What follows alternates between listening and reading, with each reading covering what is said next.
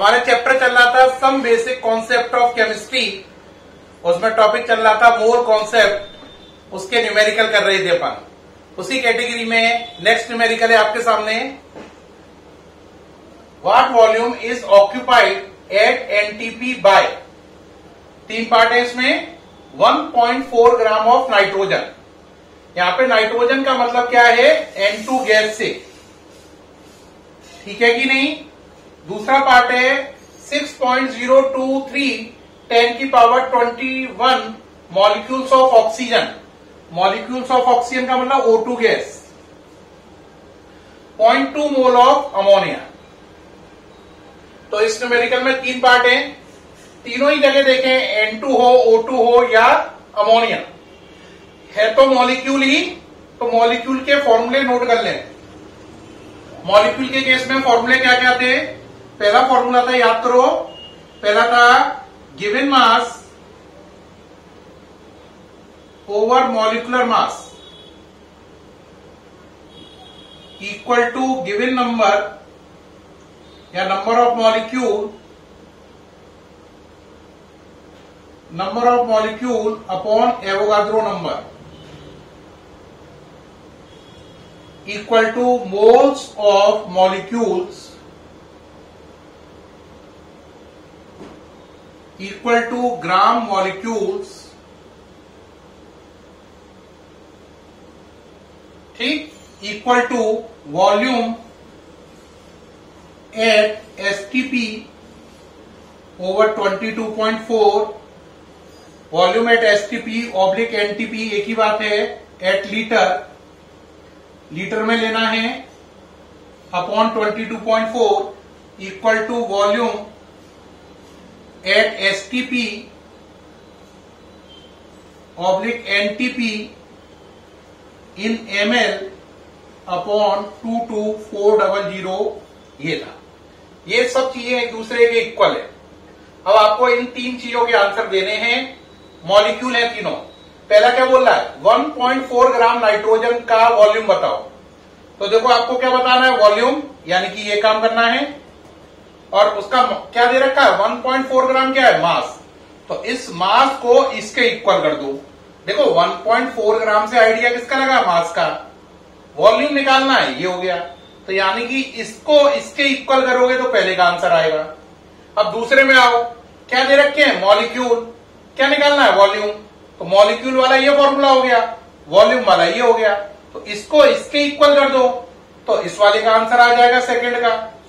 Third वाले में क्या दे रखा है, मोल, और मोल से क्या बनाना है, वॉल्यूम। तो मोल कहां है, ये रहा, और वॉल्यूम कहां है, ये रहा। तो इसको इसके इक्वल कर दो तो थर्ड वाले का आंसर आएगा। तो प्यारे बच्चों, पहले क्वेश्चन में, पहले पार्ट में ये दोनों इक्वल होंगे, दूसरे में ये दोनों इक्वल होंगे, और तीसरे में ये दोनों इक्वल होंगे। तो इससे पहले, दूसरे और तीसरे पार्ट का आंसर निकल आएगा। अब कहोगे सर करके दिखाइए, बताइए मत, ठीक, जगह बना ले रहे हैं करने के लिए। हर केस में वॉल्यूम ही निकालना है। पहला चलो 1.4 ग्राम, तो गिवन मास की जगह 1.4, मॉलिक्यूलर मास N2 का 28, क्या निकालना है, वॉल्यूम। तो वॉल्यूम लिख दो VOL और अपॉन 22.4। तो पहले केस का आंसर बनाइए जरा, देखो ये इससे कितनी बार गया, 20 टाइम। तो वॉल्यूम का आंसर हो गया 22.4 अपॉन 20, ठीक है। 2 से डिवाइड कर लो, 2 से काटा इसे तो ये 10 और ये 11.2, तो 11.2 ओवर 10 डेट इज 1.12 लीटर। तो मैंने इन दोनों को इक्वल करके इसका आंसर निकाल दिया, यानी 1.4 ग्राम अगर N2 गैस हो तो उसका वॉल्यूम 1.12 लीटर होगा। उम्मीद है आप ये नोट करते जा रहे हैं, करते जाइए। अब प्यारे बच्चों में सेकंड पार्ट करूंगा, इसमें मैं क्या करूंगा, मॉलिक्यूल की बात है, यानी इसको इसके इक्वल करूंगा, है ना, और वॉल्यूम निकालूंगा। तो पहला पार्ट हो गया है, नोट कर लें, हटा दें से, तो आंसर कितना आया, 1.12 लीटर। हटा रहा हूं इसे, तो वॉल्यूम आया 1.12 लीटर। उस आंसर को आप चाहे तो यहां पे लिख दें, वॉल्यूम कितना आया, कितना आ गया पहले वाले केस में, वॉल्यूम 1.12 लीटर। ये आंसर आ गया। अब सेकंड वाले में आ जाओ। नंबर ऑफ मॉलिक्यूल कितने हैं? 6.023 10 की पावर 21 अपॉन ये नंबर 6.023 10 की पावर 23 इक्वल टू बोलो क्या है? वॉल्यूम एट एसटीपी, वो तो आपको निकालना ही है, तो वॉल्यूम को वीओएल लिख दो और नीचे 22.4। देखो इससे कैंसिल, इससे ये कितनी बार गया? 100 टाइम, तो यहां से वॉल्यूम की वैल्यू कितनी हो गई बोलो? वॉल्यूम की वैल्यू हो गई 22.4 ओवर 100। बेटा 10 की पावर 21 और 23 में 10 की पावर 2 बची, 10 की पावर 2 100 होता है, तो यहां से हो गया 0.224 लीटर। तो आपने साफ देखा इतने मॉलिक्यूल हो तो वॉल्यूम होगा 0.224 लीटर, तो यहां पे लिख देंगे 0.224 लीटर। तो इसका भी आंसर हो गया। अब थर्ड वाले का चलो, ये हटा रहे हैं। अब थर्ड वाले का चलिए भाई, थर्ड वाले में क्या कह रहा है आपसे? 0.2 मोल अमोनिया, तो यहां से चलो मोल इक्वल टू ये, तो मोल कितने हैं? 0.2। क्या निकालना है? वॉल्यूम अपॉन 22.4 लिख देंगे, वॉल्यूम निकालना है। निकालो वॉल्यूम कितना हो गया? 22.4 इंटू 0.2 है ना, डेट इज 4.48 लीटर। तो ये हो गया, तो इसका आंसर हो गया 4.48 लीटर, ये भी हो गया। तो बच्चों पहले का आंसर आया 1.12 लीटर, इसका 0.224 लीटर, इसका 4.48 लीटर। पहले केस में इन दोनों को इक्वल किया था, दूसरे केस में इन दोनों को इक्वल किया, तीसरे में इन दोनों को इक्वल किया। इससे 3 आंसर निकल के आए। ये सब एक दूसरे के इक्वल हैं, तो किन्हीं दो को इक्वल किया जा सकता है, उसमें कोई अड़चन नहीं है। ये हट जाए हम सामने से, आप नोट कर लीजिए। उम्मीद है न्यूमेरिकल समझ में आ गया होगा। अब नेक्स्ट न्यूमेरिकल चलते हैं। नेक्स्ट न्यूमेरिकल में कह रहा है आपसे, एक मिनट से इरेज कर लें जिससे साफ सुथरा नजर आए आपको। नेक्स्ट न्यूमेरिकल चले। क्वेश्चन नेक्स्ट में कह रहा है, if you spend 10 lakh rupees per second, अगर आप 10 लाख रुपए एक सेकेंड में खर्च करो, then find out the number of year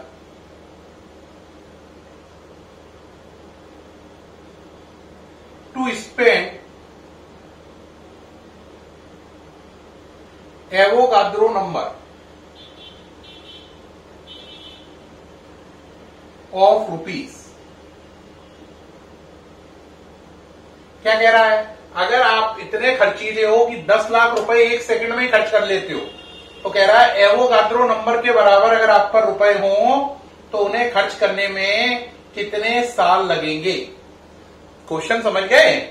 अगर आप इतने खर्चीले हैं, जो कि मेरे ख्याल से नहीं होंगे, आप कोई भी नहीं हो सकता, 10 लाख रुपए एक सेकंड में खर्च कर रहे हैं, तो कह रहा है एवोगाद्रो नंबर जितने अगर आप पे पैसे हों तो आपको उसे खर्च करने में कितने साल का समय लगेगा। तो देखो बेटा, पहली बात हमें समझनी है, एवोगाद्रो नंबर कितना होता है? एवोगाद्रो नंबर होता है 6.022 या 23 10 की पावर 23। ठीक, अब चलिए क्वेश्चन को क्लियर कर दीजिए। 10 लाख रुपए को अगर हम लिखें तो मैथ्स के हिसाब से हो गया 10 की पावर 6 रुपीज 10 लाख रुपए में।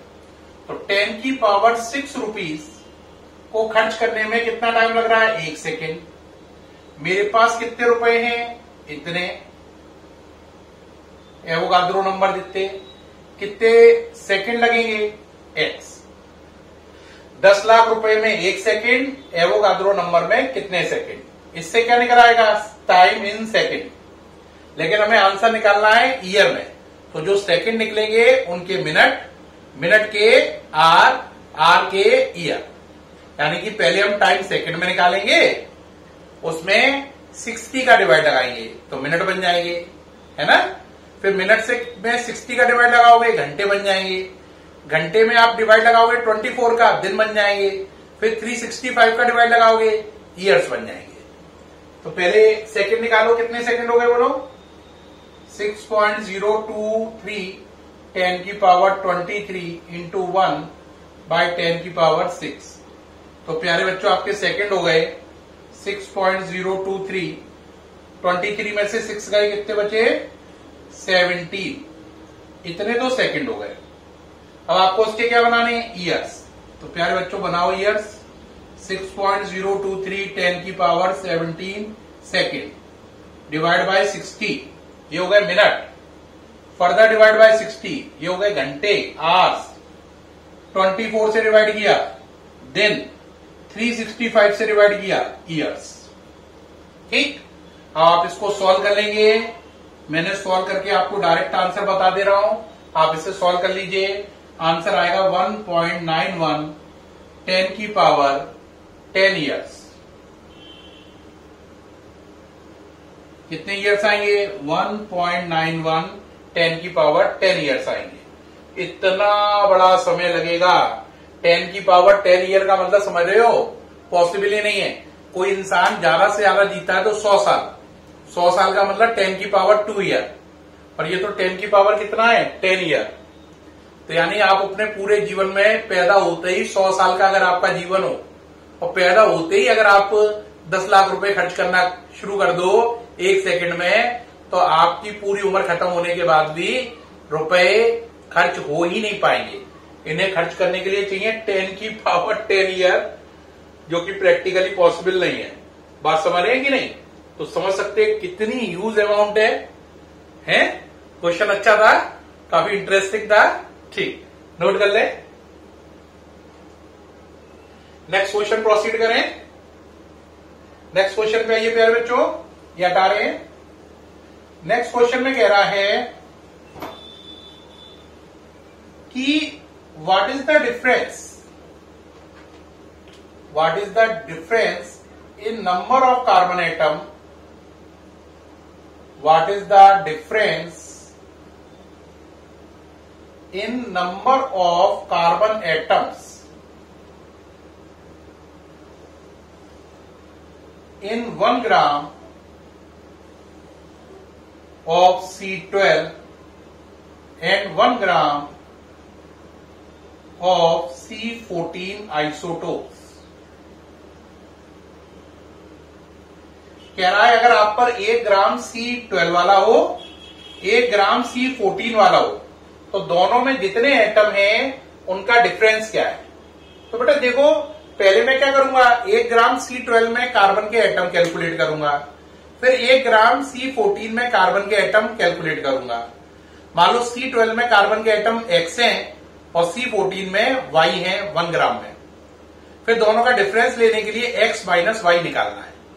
तो पहले 1 ग्राम C12 में कार्बन एटम निकालो, X मान लो। फिर 1 ग्राम C14 में कार्बन एटम निकालो, उन्हें Y मान लो। फिर X माइनस Y आपको निकालना है, वही आपका फाइनल आंसर है। क्वेश्चन देख लें एक बार। कह रहा है 1 ग्राम C12 और 1 ग्राम C14 में जितने एटम हैं उनका अंतर कितना है, डिफरेंस कितना है। कैसे करें? बेहद सरल टेक्निक है, मोल कॉन्सेप्ट लगाइए। मैंने उसमें आपको एटम के लिए फॉर्मूला लिखाया था। क्या फॉर्मूला लिखाया था मोल कॉन्सेप्ट से? मोल कॉन्सेप्ट से मैंने आपको एक फॉर्मूला लिखाया है एटम्स के केस में। क्या लिखाया है? Given mass over atomic mass equal to number of atoms over 6.022 10 की पावर 23। तो पहले आप ले लो C12 वाला, उसका गिवन मास कितना है? 1, atomic mass 12, number of atoms X 6.022 10 की पावर 23। X की वैल्यू बताओ कितनी होगी बच्चों? 6.022 10 की पावर 23 बाय 12। इतने कार्बन एटम होंगे 1 ग्राम C12 में। इतने कार्बन एटम होंगे 1 ग्राम C12 में। इक्वेशन 1 मान लो। अब आ जाओ C14 वाला, सेम फॉर्मूला इस पे लगाओ। तो गिवन मास उसका भी 1 है, लेकिन उसका एटॉमिक मास 12 की जगह 14 है, 14 है। एटम उसके Y मान लो अपॉन 6.022 10 की पावर 23। है ना। 23 भी कर सकते हैं, 6.023 भी लिख सकते हैं, 22 या 23 आपकी इच्छा है। तो यहां से कितना हो जाएगा y की वैल्यू 6.022 10 की पावर 23 अपॉन 40 इक्वेशन 2।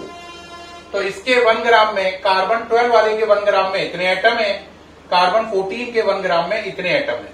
आपको क्या निकालना है, उनका डिफरेंस। क्या निकालना है, डिफरेंस। तो आपको कैलकुलेट करना है x माइनस वाई।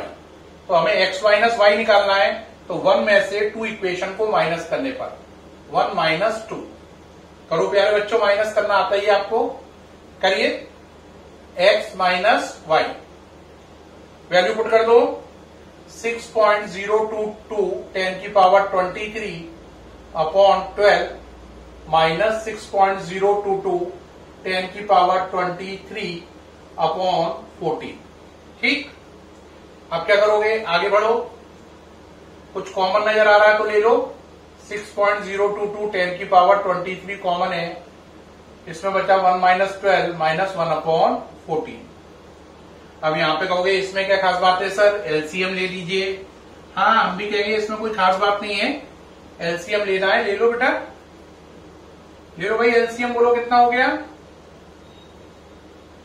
नीचे हो गया 12 इंटू 14, ऊपर हो गया 14 माइनस 12। ये सही, आगे बढ़ो।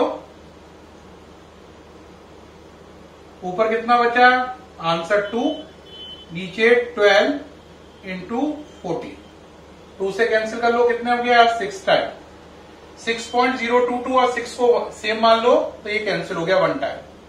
तो x माइनस वाई की वैल्यू कितनी आ गई, 10 की power 23 upon 14, that is 100 into 10 की पावर 21 अपॉन 14। अब यहां से कोई खास बात नहीं है, x माइनस वाई निकालना, डिवाइड दे दो 100 में किसका, 14 का, है ना। तो ये आ गया 7.2 10 की पावर 21। तो इसका मतलब दोनों के एटम का डिफरेंस है 7.2 10 की पावर 21। ये आपका आंसर यहां से निकल आया। तो 1 ग्राम C12 में एटम X माने, 1 ग्राम C14 में एटम Y माने, और दोनों के एटम का डिफरेंस है 7.2 इंटू 10 की पावर 21 एटम्स। सामने से हटा हुआ हूं, आप आराम से नोट कर रहे हैं कैलकुलेशन, जल्दी से कर लीजिए। फिर नेक्स्ट क्वेश्चन प्रोसीड करते हैं। सामने से हट गया हूं, जल्दी से नोट कर लो। नेक्स्ट क्वेश्चन चलिए भाई, ये हटाने हैं, ठीक। नेक्स्ट क्वेश्चन चलिए। नेक्स्ट क्वेश्चन में आपसे कह रहा है calculate the mass of oxygen. Calculate the mass of oxygen in grams. Calculate the mass of oxygen in grams present in 0.1 mole of Na2CO3 dot 10H2। Question पढ़ दो, सामने से हट गया हूं। कह रहा है ऑक्सीजन का कितना वजन होगा अगर हम ये चीज 0.1 मोल ले लें, है ना। अगर ये चीज 0.1 मोल हो तो उसमें ऑक्सीजन का मास कितना होगा। पहले आप इसका मॉलिक्यूलर मास निकाल लें। चीज का नाम है Na2CO3 डॉट 10H2। बेटा हम जानते हैं कि जो 1 मोल होता है, 1 मोल का वजन मॉलिक्यूलर मास के इक्वल होता है। 1 मोल का वजन मॉलिक्यूलर मास के इक्वल होता है। तो देखो Na का नंबर 23 होता है, कार्बन का 12 होता है, ऑक्सीजन का 16 होता है, H का 1 होता है। सारी कैलकुलेशन लगा दो। 2 Na 46, कार्बन 12, 3 ऑक्सीजन 48, 1 पानी का मतलब 18 है, तो 10 पानी का मतलब 180। आपको एडिशन करना आता ही है, करो जरा भाई, ठीक है, करिए भाई जरा। ये हो गया 60, 106, 106 और 180, 286। दोबारा चेक कर लो, 60, 40, 100, 106, 106 और 180 286, ठीक। तो इसका मॉलिक्यूलर मास कितना आ गया 286 आ गया। यहां तक कोई दिक्कत? तो 286 मॉलिक्यूलर मास है, उसमें कितना मानेंगे 1 मोल। तो हम क्या मानेंगे 286 ग्राम में कितने मोल हो गए 1 मोल। ये ठीक, ये हटा रहा हूं जरा, मैंने अभी बताया था 1 मोल किसके इक्वल होता है मॉलिक्यूलर मास के। तो 1 मोल में 286 ग्राम है, लेकिन क्वेश्चन में आप पर कितने मोल है 0.1 मोल है। तो 1 मोल मीन्स 286 ग्राम, 0.1 मोल मीन्स कितना x ग्राम। x सॉल्व कर लो, 0.1 इंटू 286 अपॉन 1 यानी कि 28.6 ग्राम। ये सही, कोई दिक्कत? तो इसका मतलब साफ साफ क्या निकल के आया, अगर ये चीज 0.1 मोल हो, अगर ये चीज 0.1 मोल हो तो इसमें 28.6 ग्राम वजन होगा। तो क्या प्रूफ हुआ 0.1 मोल ऑफ Na2CO3.10H2O means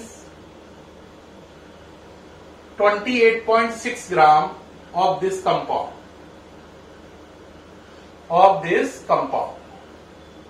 यहां तक कोई अड़चन नहीं होनी चाहिए, बेहद ही सरल बात की गई है ना, कि इस कंपाउंड के किसमें 0.1 मोल में 28.6 ग्राम क्या होगा कंपाउंड होगा, ठीक।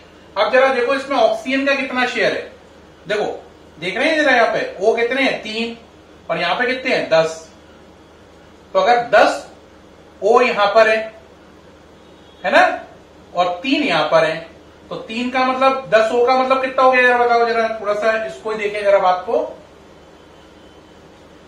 देखो बेटा Na2CO3.10H2, देखो 10 O तो ये हैं और 3 ये हैं, 3 O का मतलब 48 और 10 O का मतलब 160 यानी 208 है ना। तो आउट ऑफ 286 ग्राम इसमें ऑक्सीजन कितनी है 208, हाँ या ना। जब ये 286 ग्राम होता तो इसके अंदर ऑक्सीजन कितनी निकलती 208 निकल के आती। ये बात श्योर है, हाँ या ना। तो क्या बात बनी यहां से, ये हटा दो। अगर ये कंपाउंड 286 ग्राम होता, कौन ये वाला, तो इसके अंदर ऑक्सीजन कितनी निकल के आती 208 ग्राम ऑक्सीजन निकलती। सही या नहीं, कहोगे बिल्कुल सही भाई, 3 ये और 10 ऑक्सीजन ये। लेकिन आप पे ये कंपाउंड कितना है 28.6 ग्राम है, 0.1 मोल है। अगर ये कंपाउंड इतना है तो ऑक्सीजन कितनी निकलेगी Y। कहोगे X क्यों नहीं मान रहे हो, क्योंकि X पहले मान चुके हैं, इसलिए X नहीं मान रहे, अब नया टर्म दिया Y। तो Y की वैल्यू कितनी हो गई बोलो 28.6 इंटू 208 अपॉन 286, इससे गया 10 बार, इससे गया 20.8 का। तो साफ निकल के आया कि 0.1 मोल Na2CO3 means 28.6 gram of this compound, और इसके 28.6 ग्राम में ऑक्सीजन कितनी होगी 20.8 ग्राम। 20.8 ग्राम क्या होगी ऑक्सीजन, जिसे हमने किससे डिनोट किया है Y से। तो प्यारे बच्चों मैंने आपको बताया कि अगर ये कंपाउंड 0.1 मोल हो तो इसका इतना वजन होगा, और इसके इतने वजन में ऑक्सीजन का वजन इतना होगा, और यही हमें निकालना था। हमें बताना था ये कंपाउंड 0.1 मोल है तो ऑक्सीजन कितनी है।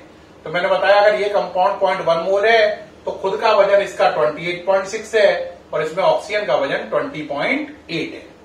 क्या बात समझ में आ गई या नहीं, ये पूरी क्लियर हो गई होगी, ठीक है। नोट कर लीजिए जल्दी से, ओके रहा। प्यारे बच्चों मुझे पूर्ण उम्मीद है आपको ये जो न्यूमेरिकल, मैंने इसमें 4 न्यूमेरिकल डिस्कस किए एक ही वीडियो में, और पहले न्यूमेरिकल में 3-3 पार्ट थे, पूरा अच्छे से समझ में आया होगा और आपको मोल कॉन्सेप्ट दिमाग में फिट हो रहा होगा। फिर भी कोई डाउट आए तो आप पूछ सकते हैं, आपका स्वागत है। ये वीडियो कैसा लगा, अगर बहुत अच्छा लगा हो तो प्लीज कॉम्प्लीमेंट करें, कोई दिक्कत हो तो सुझाव भी दे सकते हैं। आपका बहुत बहुत धन्यवाद, फिर मिलेंगे नई वीडियो के साथ।